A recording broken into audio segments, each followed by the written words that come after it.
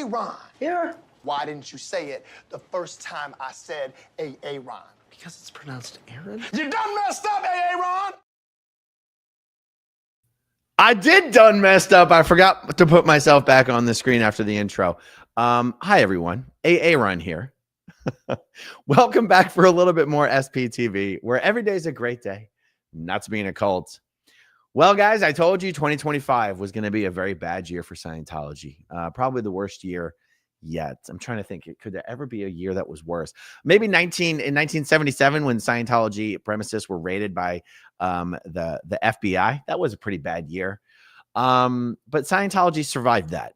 And I got to tell you, I don't think Scientology is going to survive what happens in 2025. I really don't.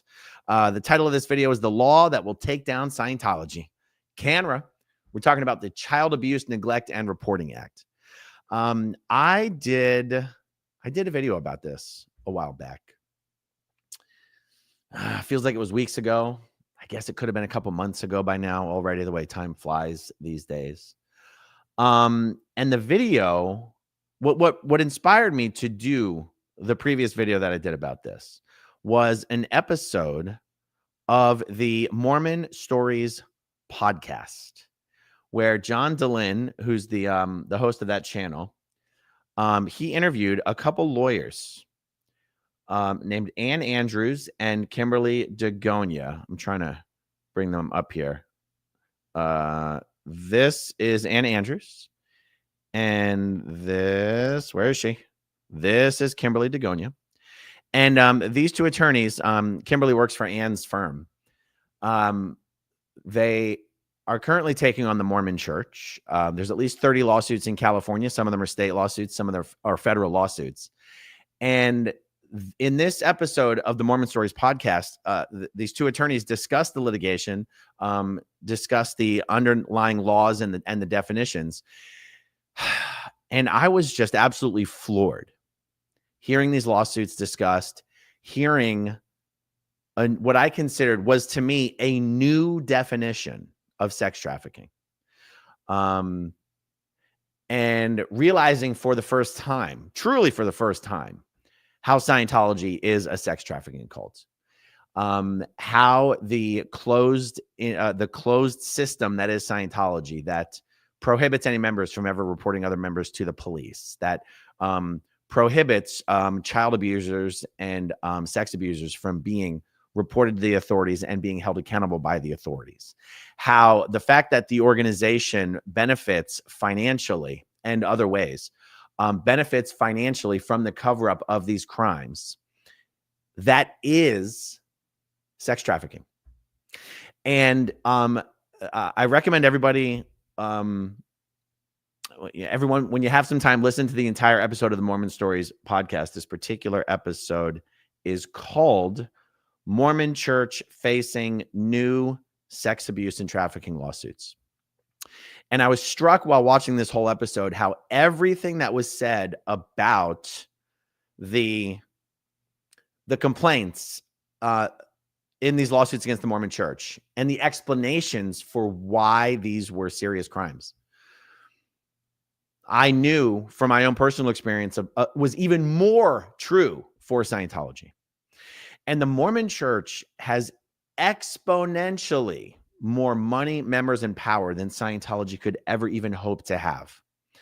And, it really struck me that if and when the day came that a firm such as Ann Andrews' firm came forward and was prepared to put in the time and the resources and dedicate the effort to going after Scientology for the exact same crimes that the Mormon Church is being held accountable for, Scientology would stand no chance whatsoever.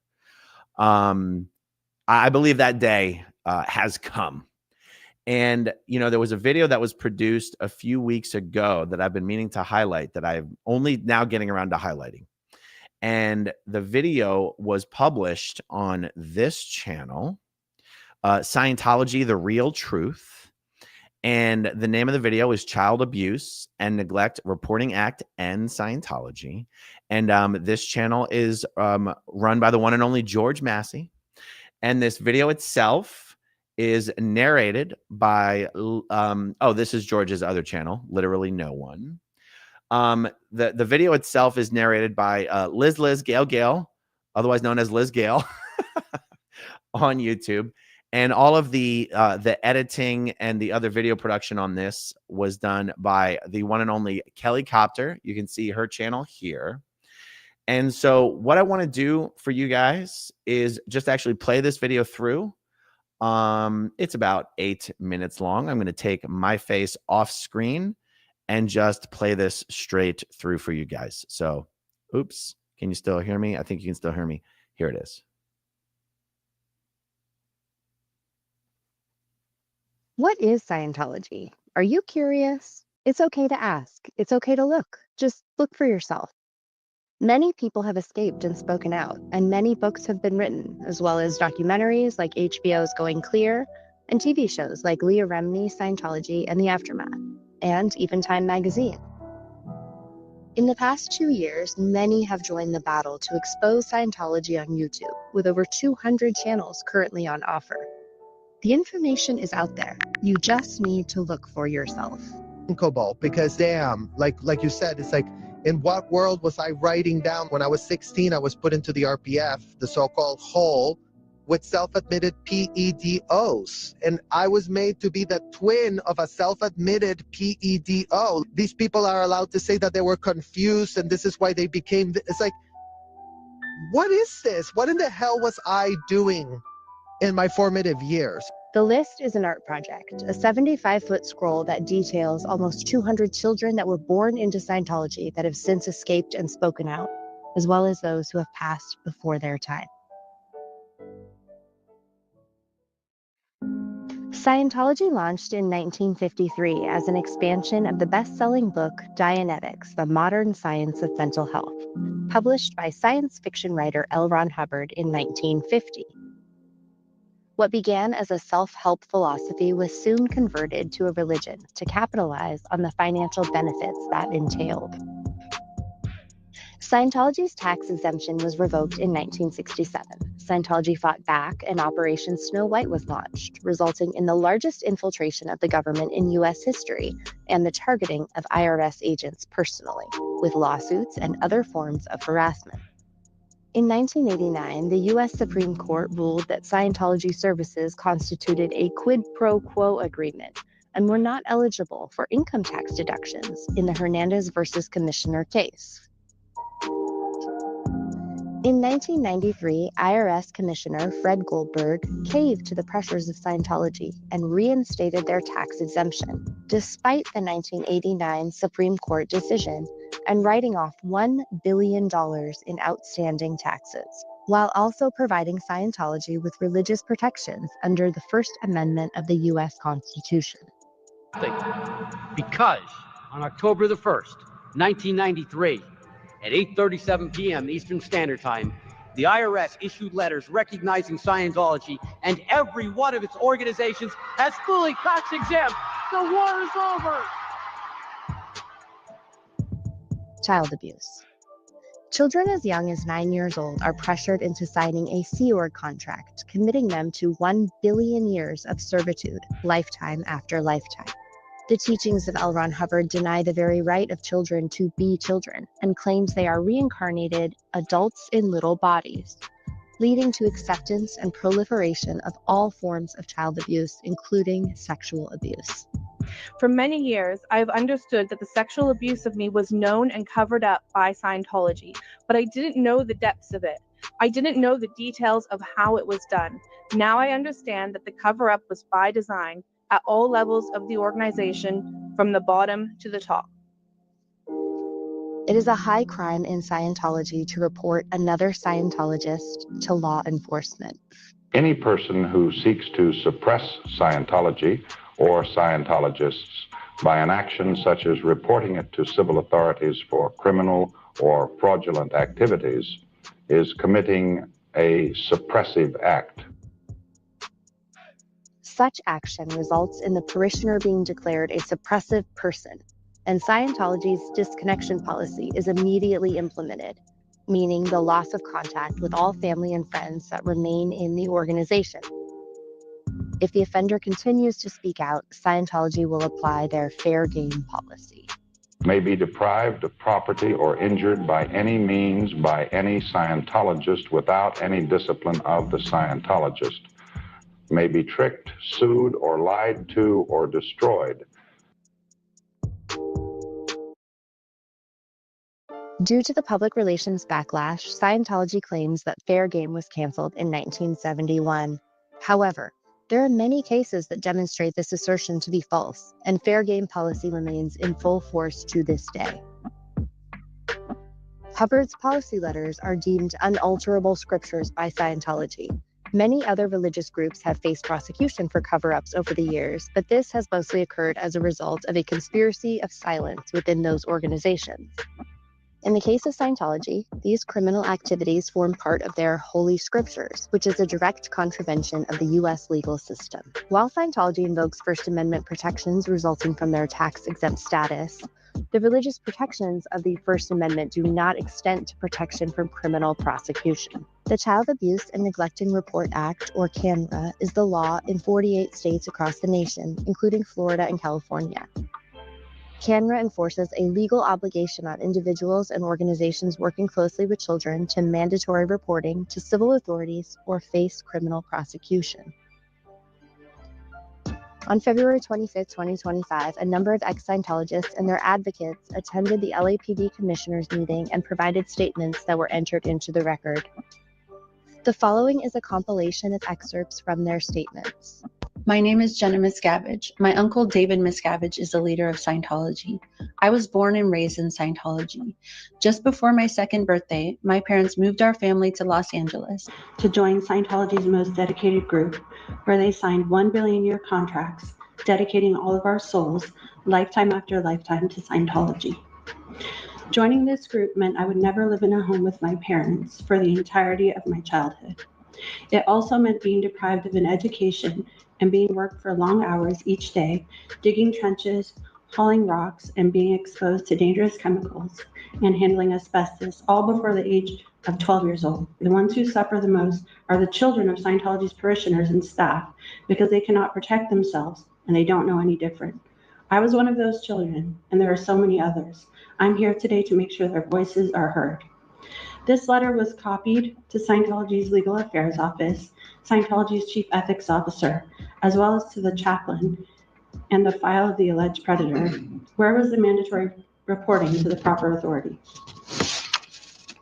I can tell you from personal experience of having been a Scientologist and a Sea Org member, it is 100% directly against Scientology policy. To ever report another Scientologist to the civil authorities at any time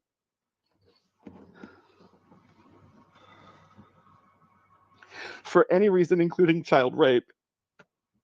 Reporting another Scientologist to the civil authorities gets you expelled from Scientology. Raping doesn't get you expelled. Reporting it does get you expelled. CANRA is the law of the land. This is the standard we are asking Scientology to be held to. It is the standard all the religions are held to. We ask that a grand jury be impaneled in LA to investigate cover-up of child sex crimes within Scientology. Thank you for watching. However, we have barely scratched the surface. We would appreciate your help in getting this message to a wider audience. Please send a link to this video expressing your own thoughts to your elected officials in Congress. Also, if you live in a city with a Scientology presence, please consider sending this to local media outlets and law enforcement officials. The time has come to shine a spotlight on and investigate the crimes of Scientology. Fantastic. What a fantastic video. And again, if you guys want to subscribe to the Scientology, The Real Truth channel, spelled as you see there, then you will see, get notified of the new videos that get published on that channel.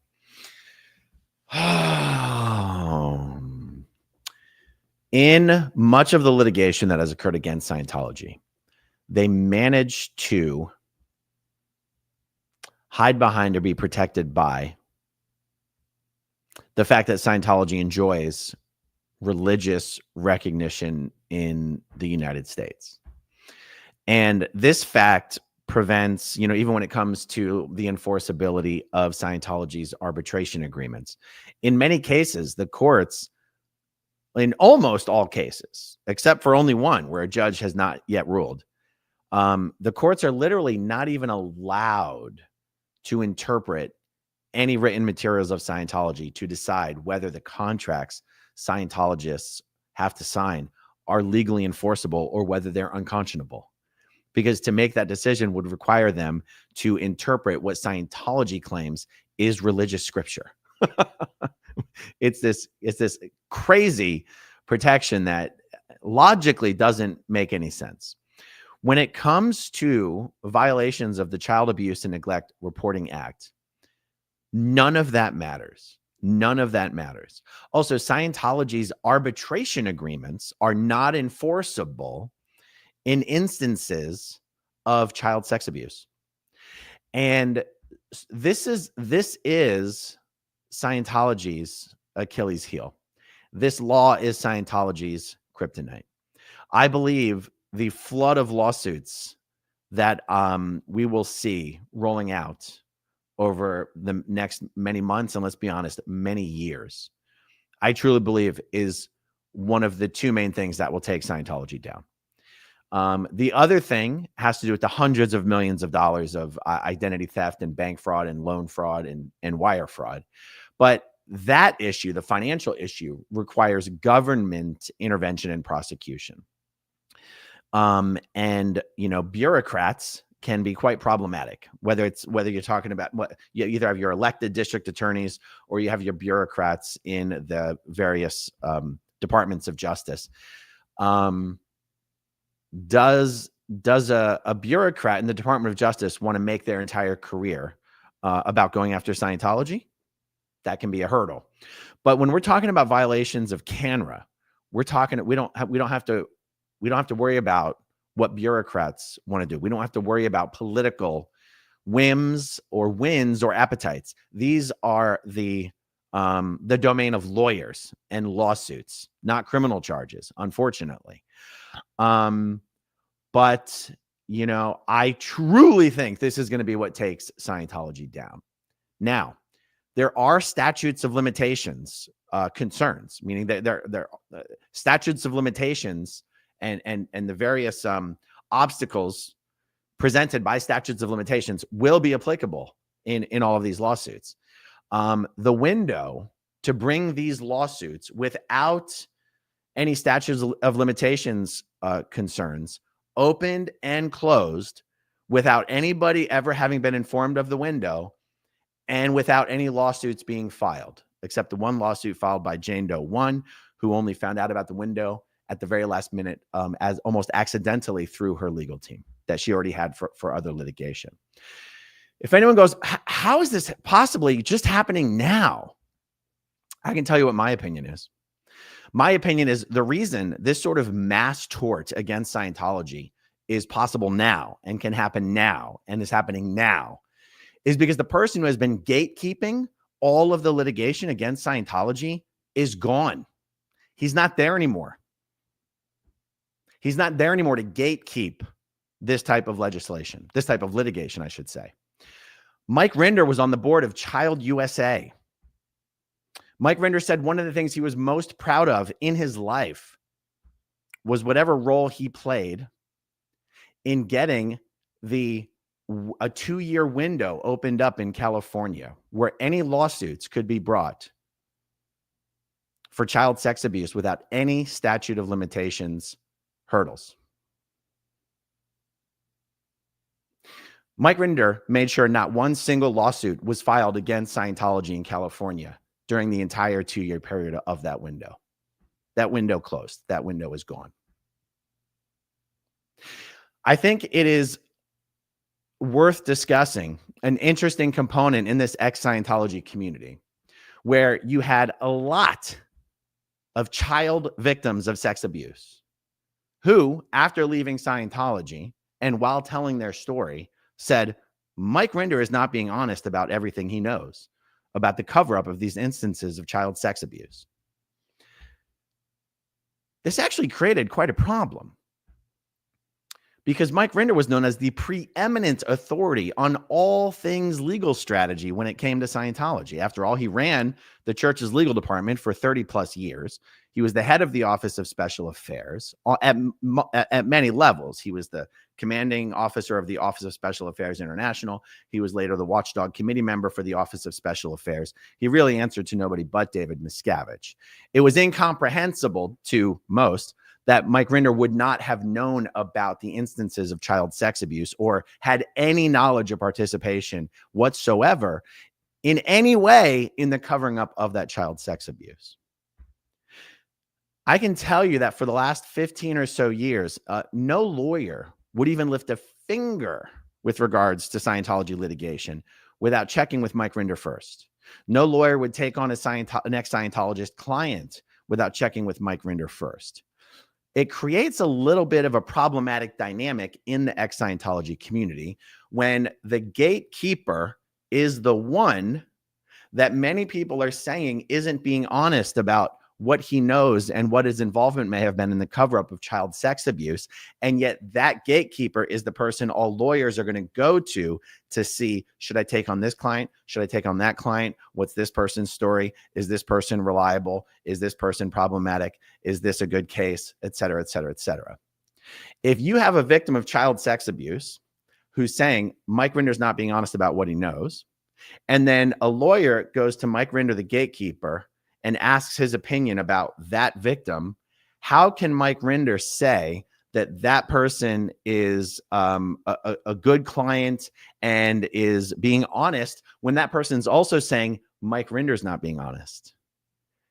It creates a pretty difficult situation, as you can see, to bring lawsuits against Scientology for victims of child sex abuse. Okay. And, you know, one of the videos or interviews that Mike Rinder did perhaps about a year before he died was an interview with John Atack, where John Atack asked him point blank, have you ever had any knowledge of or any participation in the cover up of any child sex abuse ever during your entire time in the Sea organization and working with the Office of Special Affairs? And Mike Rinder said no. What's anybody supposed to do with that? If the guy who has already said many times ran all of the legal dirty tricks, external flaps, public relations, everything, is saying he never knew of, never had any participation in, not even knew of the cover-up of child sex abuse, and he doesn't say who did or who would have, or doesn't even try to explain how it's possible he never knew, other than being like, oh, it was compartmentalized and I was mostly external. It's like, God, it's funny. It seems like everyone else in Scientology knows of some cover-up of child sex abuse, except for the guy who ran the dirty tricks department for 30 plus years. So the answer to the question, in my opinion, of how is this possible now? It's because the gatekeeper is gone. So now real justice can be obtained. And that's what's happening now. The mass tort that should have happened back when the 2-year look-back window was open and none of the statutes of limitations concerns would have existed. The mass tort that should have and could have easily happened then is now happening. Except now we're going to have to deal with the statute of limitations. And so be it. So be it. At least a firm has stepped forward who is going to absolutely destroy the Church of Scientology, in my opinion, using these CANRA laws and these sex trafficking laws and labor trafficking laws. It is not a coincidence that it's only happening now. It is not a coincidence. Okay, a few comments and we'll wrap this one up. Poppy the Boxer, Vanessa, you're all amazing for working on this. Thank you very much. Tommy Tone Toontown, Aaron, fantastic comments to the Clearwater City Council. Keep holding their feet to the fire. Yes, last night was absolutely crazy. I couldn't stream from the room because AT&T had basically no signal in that room. People with other carriers were able to stream. I pre-recorded, so I just recorded a bunch of it on my phone, but you know, with my attention span, I'll probably never get around to posting anything more than what I already posted last night. Westy, hey Aaron, I haven't forgot about you. I see you out here saving the world one cult at a time, and I appreciate you. Well, I'm going to stick to Scientology, but thank you very much. Charismatic Fiend, there are no statute of limitations on sex crimes. Unfortunately, that's just not true. Polymer Jones, that's insane. They made their own religion and beat the odds against politicians. Constance June says Child USA was a shield for Mike. And Susie Q says, I just could not forgive him for that. It's the only thing I expected him to answer up for before he died. Explain, even to your friends, and maybe just explain it to your friends, and your friends can explain it after you die. Why did you tell no one else in our community about the 2-year look back window so that we could have circled the wagons, got all the victims that we could round up and do a mass tort against Scientology? Why did you never tell me? Why did you never tell Mark? Why did you never tell Claire? Why did you never tell Leah? Why did you do nothing? The one thing that could have taken Scientology down, you did nothing. Well, now you're not here to gatekeep, and now it's happening. That's how I see it. All right, everyone. Thanks for tuning in. I'll talk to you later. Okay, if you want to see my rock and roll songs, click right on this guitar. And if you want to see a different one of my videos,